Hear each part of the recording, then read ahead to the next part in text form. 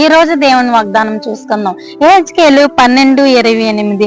ఇక ఆలస్యము లేక నేను చెప్పిన మాటలన్నీ జరుగును, నేను చెప్పిన మాట తప్పకుండా జరుగును. ఇదే యెహోవా వాక్కు.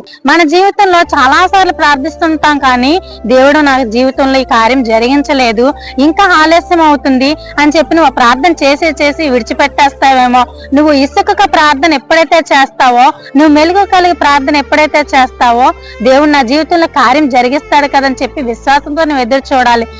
మనుషులు అనుకోండి, నీ చేస్తాం అని చెప్పి చెప్పిన మాట నెరవేర్చకుండా వాళ్ళు తప్పిపోతూ ఉంటారండి. మాట ఇచ్చి తప్పించుకుంటూ ఉంటారు వాళ్ళు. దేవుడు అలా కాదండి. దేవుడు నీ జీవితంలో ఆలస్యం చేసినప్పుడు కూడా శ్రేష్టమైన కార్యాన్ని జరిగిస్తాడండి. కాబట్టి నువ్వు విడిచిపెట్టకుండా ప్రార్థన నువ్వు అలా చేస్తూ ఉంటే గొప్ప కార్యం నీ జీవితంలో జరగబోతుంది.